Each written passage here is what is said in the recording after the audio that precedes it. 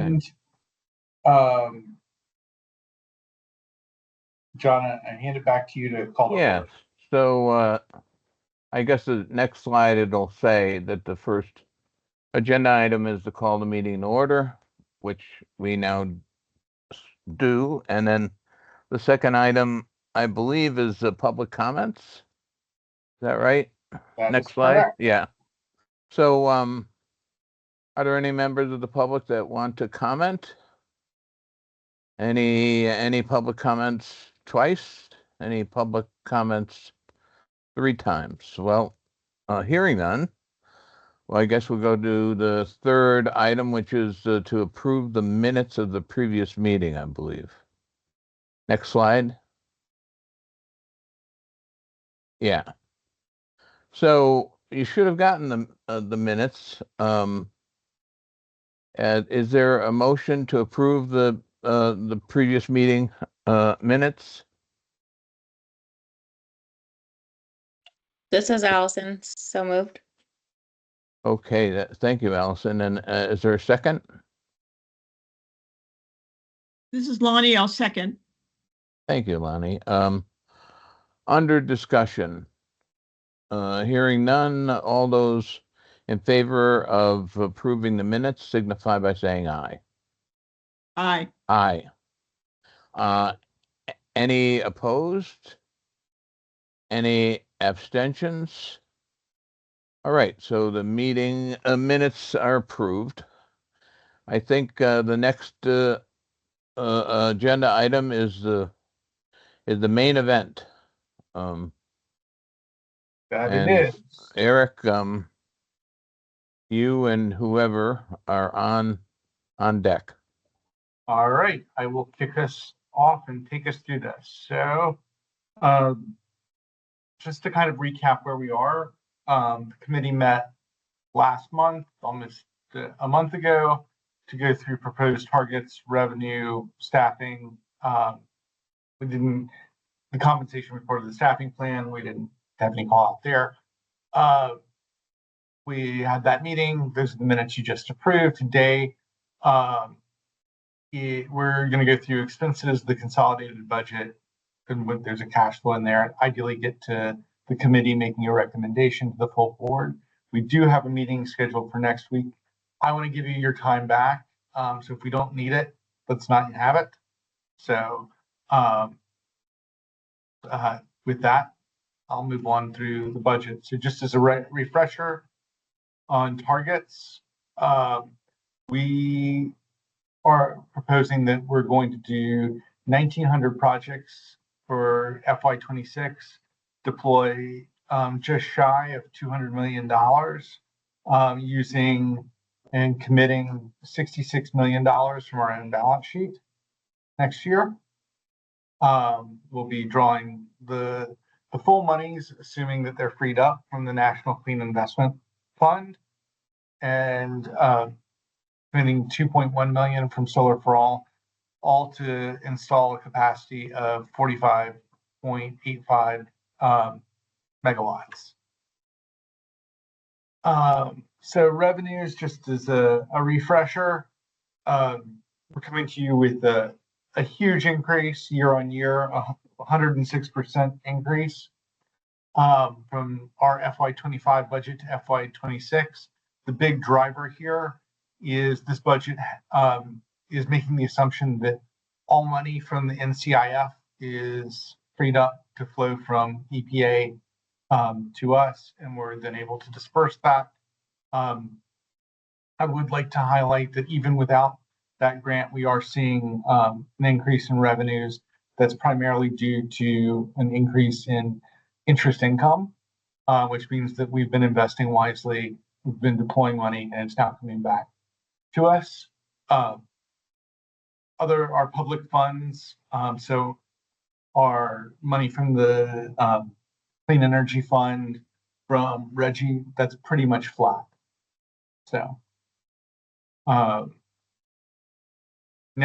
I can start in. Eric, could I ask you one thing about, you had said, not on the last slide, but on the one before that, about assuming that we were going to get I think it was 40 million from, was that from the federal government? Yes, so it's this, So what, It's I actually- mean, what kind of assumption is that? so you can't see them because they're my rose-colored contacts that I have in, John. But it's an optimistic assumption. I mean, I Is think it like, that, are you fiduciarily obliged to say that? I don't know if I'm fiduciarily obliged to say that. I'll leave that ruling for council. Yeah, I just want to But throw, I want to uh, throw out the phrase wishful thinking. That's I- all. look, so you'll see this in here. It's $93 million because we have the pass through from us to New Hampshire and Puerto Rico, in addition to Right. R43. What I'll say is I am very hopeful that this is freed up. I believe that case law, the rule of law stands on our side here. I think that, so obviously we are supportive of the lawsuit that's currently in the federal courts. Judge Chuckin ruled on the circuit level. The case is now headed this fall to the appeals court. And Bert, feel free to chime in if I'm getting any of the timeline here wrong. But my understanding is that that will be heard by the Court of Appeals for the DC Circuit this fall. The DC Circuit is very busy, obviously, with everything else that's coming out of Washington these days. I would assume that that ruling is going to go in our favor. Even if it doesn't, I imagine that this will then be appealed to the Supreme Court, which would likely, if they choose to hear it, that wouldn't happen until next year. Right. So this 93 million, it's in our budget. I am hopeful. I have on my rose-colored contacts, but I also we're not counting on that.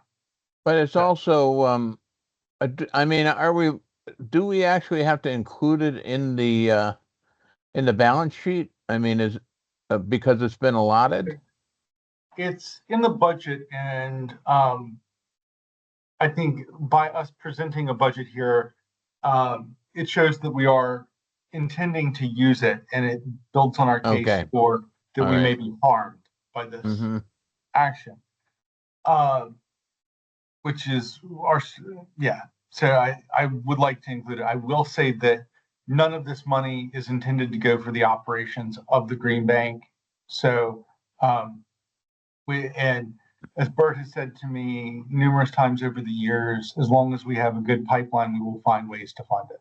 So we There may we not are. be able to do everything as at the rates that we had intended, and that may move some items down the priority list and allow other ones to advance up.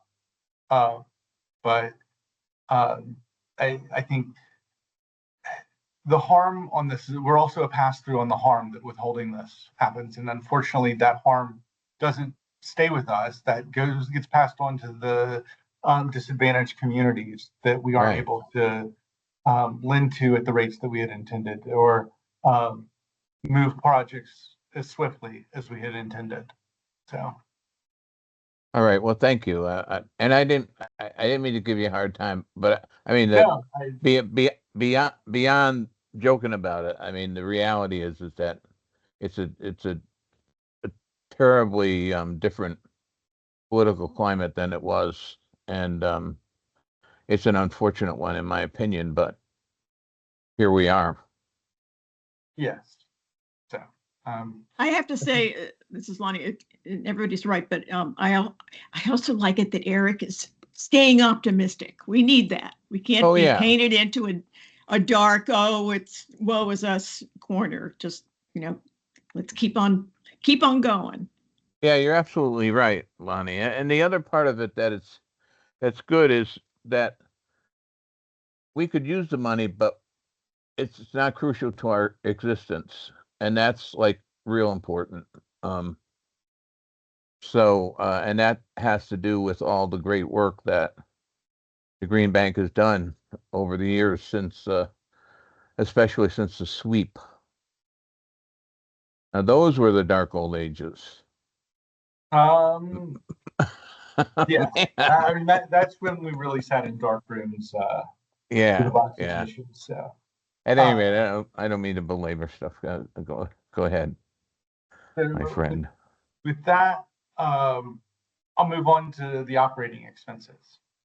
So, we have revenue increase, I'll remind you, of 106%, and operating expense increase of about 16%. So, our revenues are increasing much quicker than our expenses are, which is, I know, will be something Tom Flynn always looks at. But it's not, admittedly, it's not a fair comparison this year. But things I want to highlight on here. I'll go through some of the larger year-on-year changes. So starting at the top, compensation and benefits, we went through the staffing plan at the last meeting, keeping staff generally the same size. We had 4 new positions we included in there. The big driver here is not really those 4 new positions. The big driver is the $2.1 million that we budgeted for incentive compensation linked to the National Clean Investment Fund money. So I'll cut to the punchline on this. If we don't receive the NCIF money, we're not going to have an incentive compensation plan for staff for having dispersed that money. So I'm not really expecting, or I will be overjoyed if we get that money and we can implement this incentive comp plan, but I'm keeping my expectations reasonable. But the included in this, as you may recall from last meeting, we are doing a 3% COLA as well as our merit is in this. Moving on from that, the next large item here is program development and administration. We have a 36% jump. It's not real apples to apples comparison, because last year's budget, we did not have to include all the subsidiaries items in the budget, especially the ones related to the PPAs and leases that we hold. Since we've completed that tax equity buyout that flipped, and there's now roll up into our books, we did kind of an estimation at mid-year when we did the budget recast. It was not the greatest estimation. It was just based off of a partial year. So basically, we have 1.8 million that we're adding to the budget here, which is money that we've spent in the past to support the operations and maintenance of the systems that we own. So, and now we're just having to reflect that in the budget. But otherwise, we're pretty much flat on the cost of to run our programs. We have a decrease in the fee for Inclusive Prosperity Capital. This is previously negotiated with IPC as part of our, I guess this is what now, an 8-year transition from when we spun them out. So this has been slated to happen. This is the last year of this agreement. And during this year, as I mentioned, we are going to transition the Smart loan back in-house to be administered by the Green Bank. Moving on to marketing, we have a slight 5% drop. This is just representative of some efficiencies that we have found. Otherwise, we're continuing with the same activity that we are doing. We may have shifted from one pot to the other, but we're ultimately keeping our advertising at the same rates. We're focusing much more on outreach and engagement. So working on that. Slight decrease in research and development. We have a focus here again on community engagement. A large item for the resilience improvement districts, which I believe have now passed the legislature. So we'll be looking to implement that. And how do we leverage this as a way to deploy both deploy all three of our offerings: resilience, clean energy, and environmental infrastructure. Consulting, slight uptick here. Actually, I'll talk about this in terms of just consulting and professional fees as a whole. Big driver here is the $500,000 in bond issuance costs. We're going to market with what will be our last Shrek-backed bond. I think Bert might shed a tear at the closing, but it, as you guys will remember, going back to 2019, we issued our first asset-backed security. We then issued another one in 2021. And this represents us finally cost recovering, or not fully cost recovering, but at least bringing forward the cost recovery for the RSIP program that we administered for so long. So it's a real pivotal moment.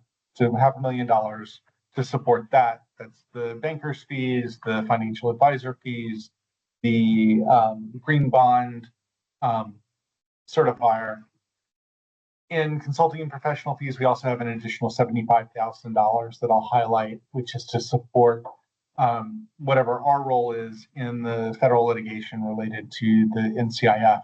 I know that's a drop in the bucket, but we are part of a coalition and who are leading the charge there. This would just be whatever we would need to do to be supportive. In that, we have some additional accounting fees and a slight uptick in some other consulting fees for things that we flagged there. Looking further down at rent and location expenses, we have a slight decrease of about 11% on the rent, which that has to do with our Stanford lease. So that'll get updated at the mid-year. As you guys will recall from the last board meeting, you gave us permission to negotiate a new lease for new office space. We had a bit of an issue. Our neighbor that was going to buy out our space ultimately backed out. We're still in negotiations with the landlord. Our lease in Stanford currently ends next spring. We've agreed in principle with that same landlord and are just sorting through some of the details. And so I will hopefully be bringing back to you a lease for your blessing in the next couple of months. So, and then bottom line, 16% year-on-year increase. So moving on to, these are the items that I just highlighted: comp, benefits, program admin, the IPC fee, marketing. So moving on to grants and incentives. So this is money that we're giving out as grants. You'll see a huge 36% increase on this. And that's a little misleading, but let me start at the top. So grants, we're going to give, this is where we have a pass-through on grants and incentives. This is the manufacturing investment fund money that we've been awarded. It's coming through here. We didn't disperse as much last year as we would have liked. We're going back to try to do that again. The next item on here, the federal grants, we have about $4.2 million. This is money that is effectively awarded to ourselves to recover our administrative costs for administering the NCIF money. So we have to include it as a grant expense, even though that grant comes to ourselves.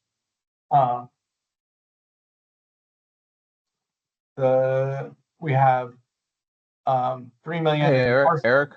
Yes, Excuse me. Like, who else do we give grants to? So last year we had a grant to Sustainable CT, which is effectively our way of partnering with them and sponsoring some fellows there that really are driving a pipeline primarily for CPACE, but also for some of the MAP initiatives. So we have a grant sustainable CT. We have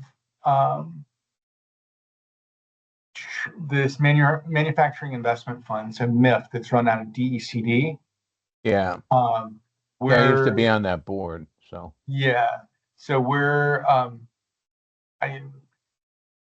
basically there was I can't remember exactly who the partner was, but it was easier for us to be the grant recipient than the other partner we're working in tandem with them. Ideally, the grant is a way that opens up the door for projects like CPACE. But so these are like, these are sort of special arrangements that are made in conjunction with agreements to work with somebody. They're not like, you don't have like a grant operation where like the roundtable could apply to the Green Bank for a grant. That is correct. Okay. We have on here our SIP incentives, so we're still paying those out. We did finally close out a big chunk of them this year. I'm very happy with. And then we have our storage incentives on here. But, right. So, but yeah, to your earlier point on grants, we don't. We're not really doing that type of grant giving. So moving on from that to non-operating expenses. Primary driver here is the decrease. I'm sorry.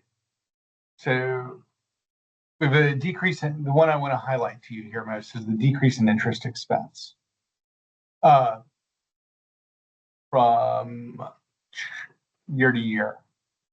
Basically, with the issuance of the Schreckback bond, we're going to be forced to close some of our lending facilities, our lines of credit, where we pledge these income streams as collateral. So since we won't have to use them as collateral for the bond, we'll have to close the lines of credit. The lines of credit are at rates that are higher than what we expect to get from the bond, so we're forecasting a decrease in interest expense.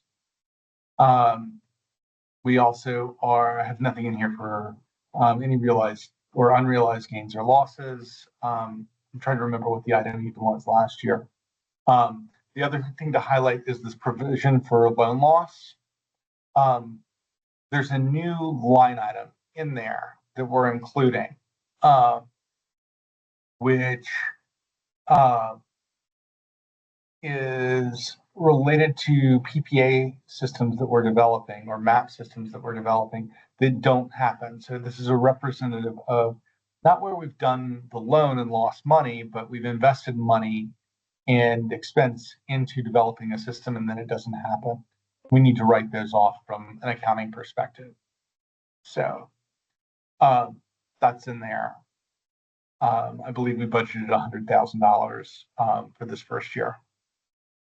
And we have, I'll highlight, this is $242,000 of ERA funds left. That's the American Recovery and Reinvestment Act of, was that 2008 or 2009? It's money that came to us. We've deployed most of the money that we got. We have this remaining $242,000 that Bert and I are working on using it for some interest rate buy downs in Smart E. The utilities recently reached out, Eversource in particular, and said, hey, can we partner on some targeted IRBs? There's some things we want to do, and we think this money will be good to pair with what the utilities are looking to do. Either allow us to have a little bit of an added focus on LMI customers, or but we'll figure out the details. But our thoughts are to do that, use the money there. Moving on to our strategic partners. I realize I'm going through this really fast, and so feel free to jump in and stop me. And if you want me to walk back to something, please let me know. Yeah, I Well- was just, I was on mute and I was trying to raise this one point that we were talking about the different ways that this money might be dispersed. The last bunch of money you were talking about, that nonetheless it's going to be dispersed somehow or other, right? Yes. So if you go back and look at the previous year's budgets, I mean, you'll see this is flat year on year. We said we were going to get rid of this $242,000 this fiscal year, and I believe we said that the prior fiscal year. It's not for a lack of trying. We have dispersed this past year. I don't think we ran the special offer. The prior year we did it to much less uptake than we had expected. We were focused on, I think, battery storage technology that just didn't go as quickly as we had expected. So I think it's finding the right niche. I mean, we would love to make sure that we have all these ARRA funds expended. I mean, they come with a lot of reporting requirements. So, and it's also, I think the market in specific areas that would be applicable for this is ripe for an interest rate buy-down, especially one that's targeted on income. I think that we could have the heat loan having gone away. I think there are some opportunities for us to use this to fill some of those gaps. Mhm. And ideally maintain some of the momentum that was being made around heat pump adoption. So The heat pump. yeah.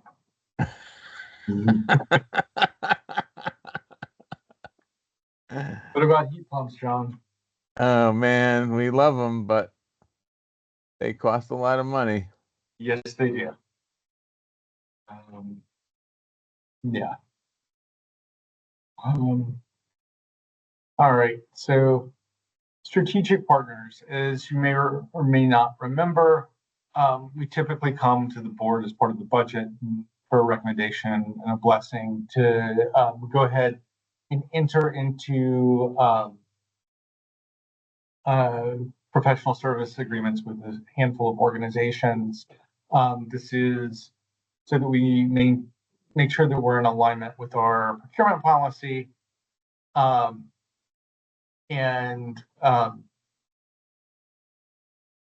So yeah, basically pre-approving them as opposed to having us come to Lonnie for individual approval on any of them. So on here we have New Charter Technologies, the parent company of AdNet, who we use for what they were our managed service provider for IT. We now use them just for some data consulting work. Nexus Dynamics, who's our new managed services provider.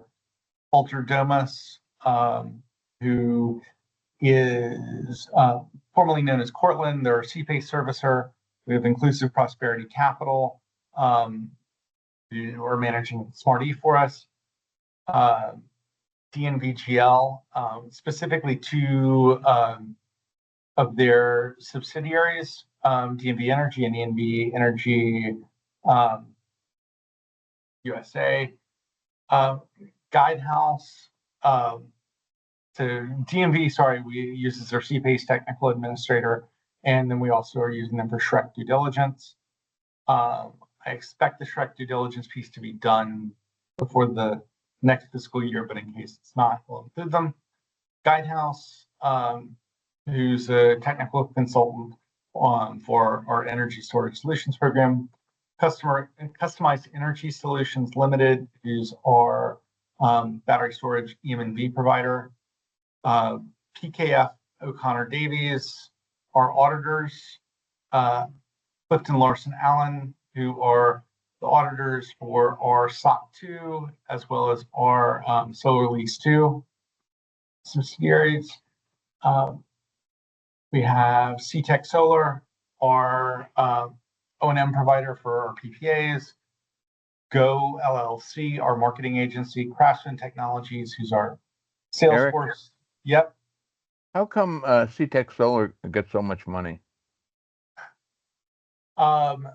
We have a lot of meters that need to be replaced. We have a lot of upkeep. Oh, is that on what they're our doing? systems. Yeah. Oh, brother. Yeah.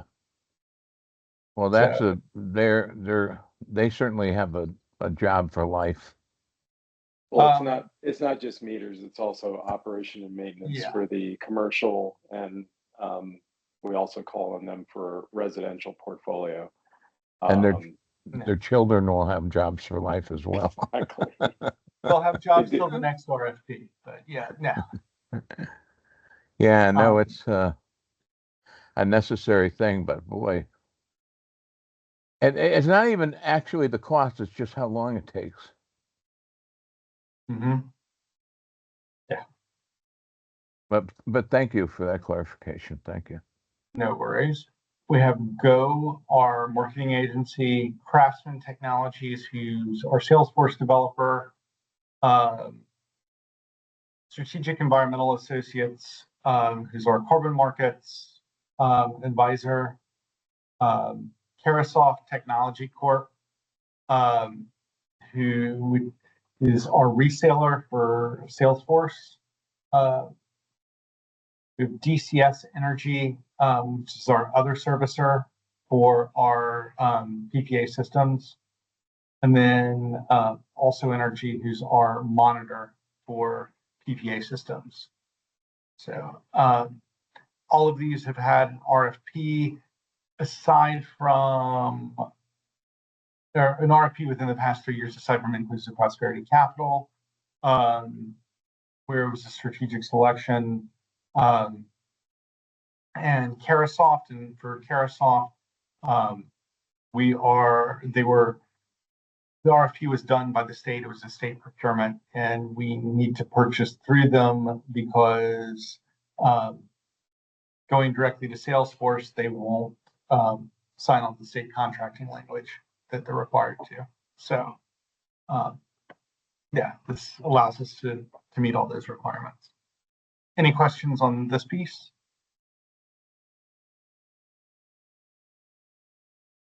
Right. So just investments, what we're going to use the balance sheet for. At the beginning, I highlighted that we're going to commit $66 million from our balance sheet this next year. So about 1.6 from Solar for All, 6.2 million in incentive programs activity. Those are ESS incentives. We'll do $15 million for financing programs. That's for things like PPA debt, CPACE loans, and then the majority will go through capital solutions for north of $43 million.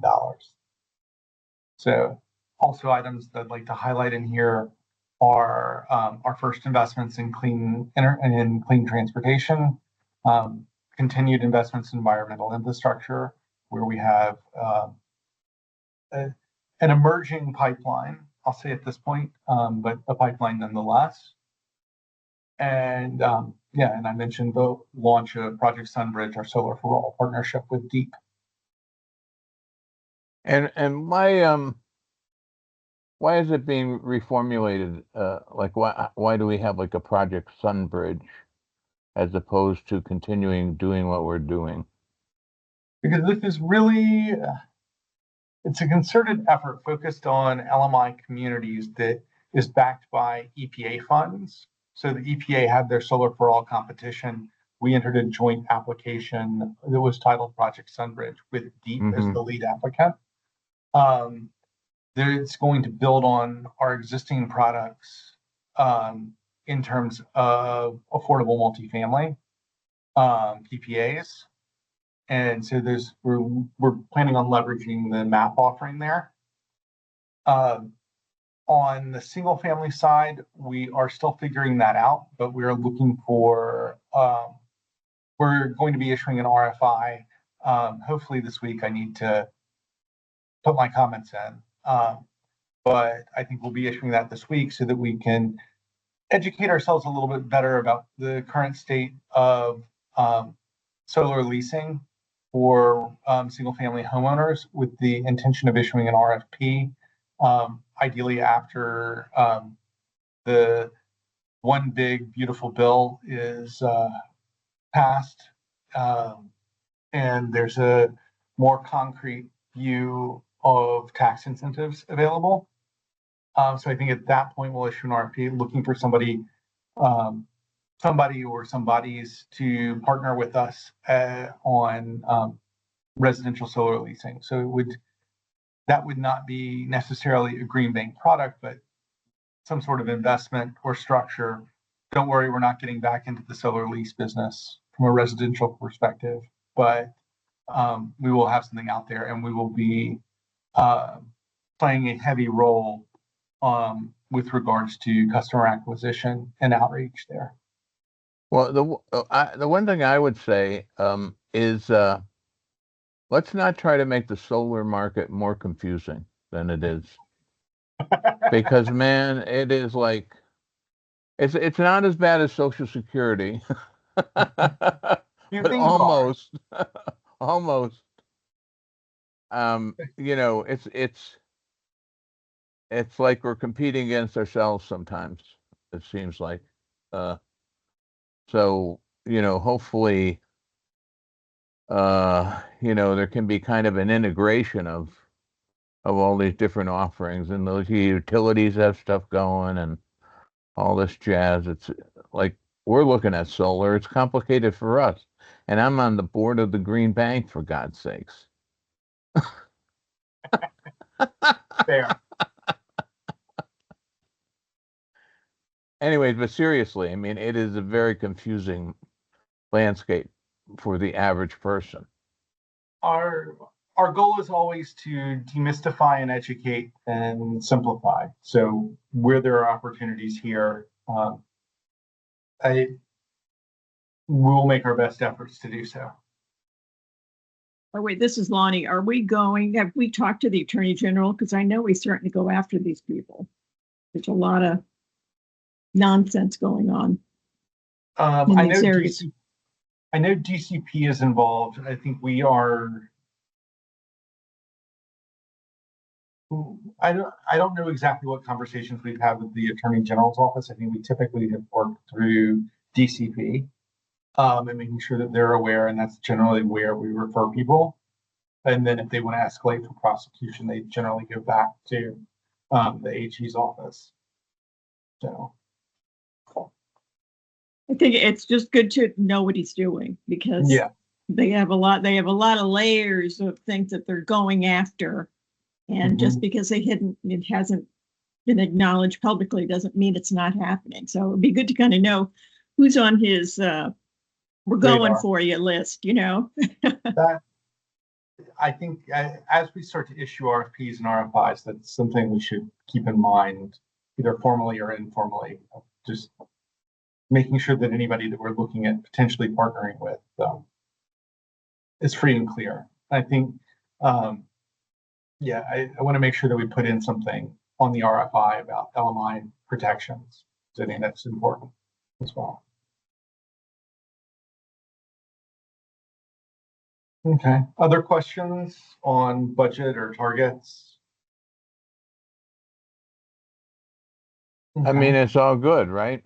I mean, to me, it just seems fits well, nice and neat. And it represents a positive growth. You know, we're not like trying to plug holes or bail out anything or whatever. So that's all good. Good. Well, with that brings us to a recommendation rather than resolution. So Yeah, you know, Eric, I looked at this recommendation and I was wondering whether or not like the Green Bank was going to go into selling eyeglasses or something. What the hell is this? sorry.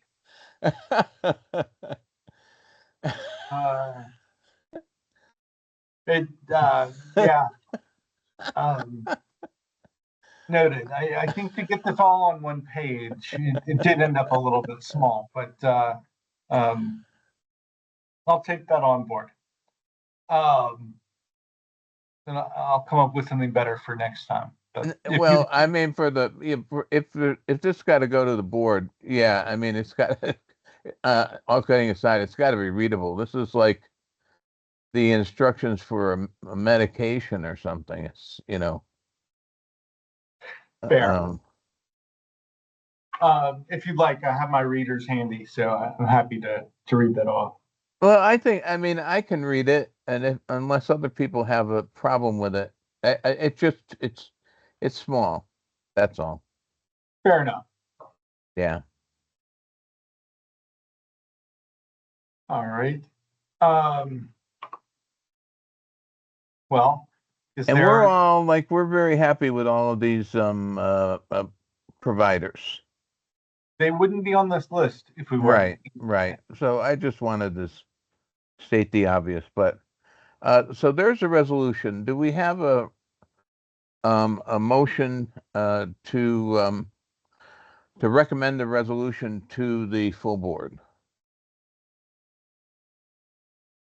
So moved, Lonnie. Do I have a second? I'll second it, Allison. Thank you, Allison. Thank you, Lonnie. And so is there discussion? I know we've talked a lot about it up to now, but if there are any other points people want to make? The only other point I would make would be to everybody that's worked on this, the job well done. Yep. I mean, I would rather, I don't know, be put in a pit with snakes and try to do something like this, but so good job. So with that, all those in favor of recommending the resolution, sorry, my wife is mowing. Recommending the resolution to the full board, signify by saying aye. Aye. Aye. Aye. Okay. Any opposed? Any abstentions? Okay, well then the motion passes, and we it's great. The thing I hate is when we have a full board meeting and they say, what's the recommendation of the budget committee? And we have to say, oh, we didn't have a quorum. So I really thank people for attending this meeting so that we can actually play the role that we're meant to play. So Eric and company, do we have anything else we need to do? I'll take 30 seconds more of your time, Sure. if I can. So with that, we don't need next week's meeting. We do have the results of our compensation study should be coming to us this week. There's still another deliverable that I think is due to us in the next month. I'd like to schedule a special committee meeting to review those and review any suggestions that come out of that.